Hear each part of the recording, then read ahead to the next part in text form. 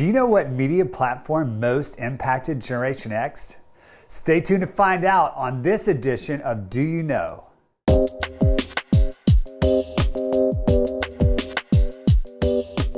As a child of the 1980s, a Gen Xer, I'm excited to answer today's question.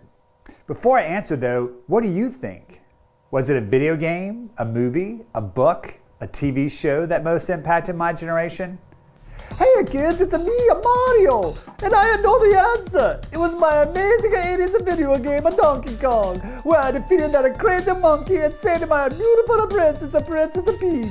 No, sorry Mario. While many of us spent countless quarters in the arcade jumping barrels and helping you defeat Donkey Kong, that is not the answer. Wait, I know, it was a Mario Brothers. What? Yes, I'm proud to say that Luigi and I are the best-selling game of all time. Wow, that is impressive. But I'm sorry to say that is not the answer. What? Are you kidding me? Here, let me set the stage by sharing what it was. Like growing up in the 80s in my middle school years.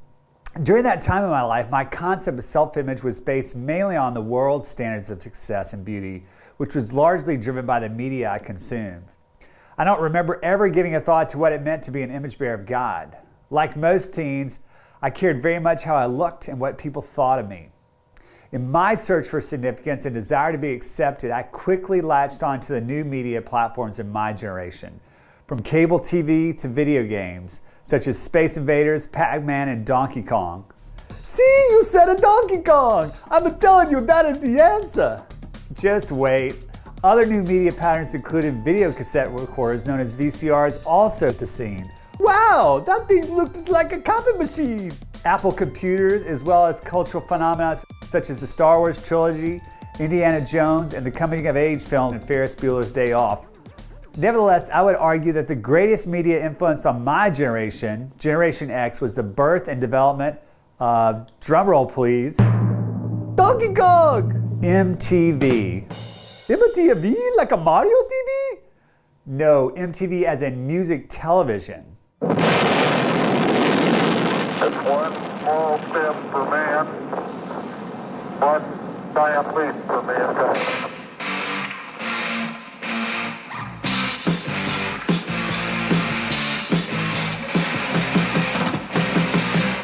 Interestingly, it was not until I was in my 20s that I learned the goal of MTV creator and president Bob Pittman. Listen to what he said. The strongest appeal you can make is emotionally. If you can get their emotions going, make them forget their logic, you've got them. You was what a smart guy, that Bobby Pittman. Yes, Mario.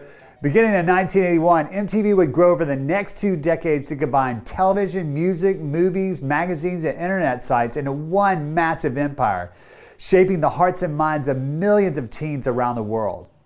On their 10th anniversary in 1991, the Associated Press described MTV as the dominant force in popular culture today. TV Guide stated that this network helped create a new visual language, shape fashion, define a youth culture, and just may have saved the recording industry. Wowzers! Kind of like how a Princess Peach has shaped the girls of fashion and a Princess Bride. No, not really.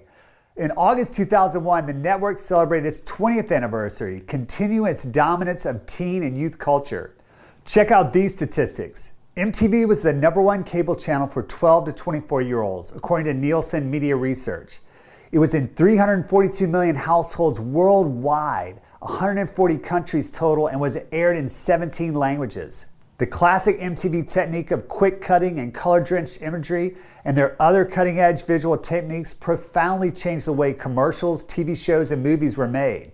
Teen TV shows and movies went from being a subcategory to a dominant genre, and they launched the whole reality TV movement with The Real World.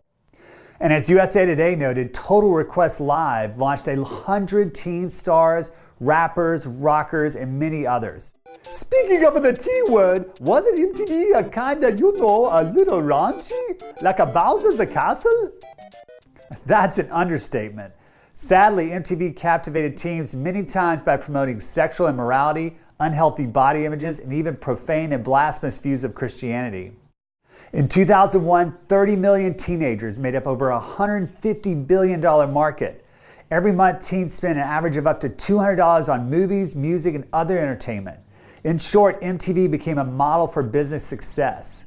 Yikes! That's gonna give me a nightmares. So what's happened to MTV? Are they still a dominant force like a Princess Peach? I don't know many people who are watching MTV anymore except for maybe a Funky Kong. One word, YouTube. Isn't that 2 words? It's combined. Okie dokie. You may be thinking, what's the big deal? The eye exercises a great influence on life and character. The education of a child is conducted largely through the eye. He or she is molded by the manners and habits of those he or she constantly sees. And as a redeemed image bearer of God, we should be greatly concerned about the worldviews underlying the media content we consume.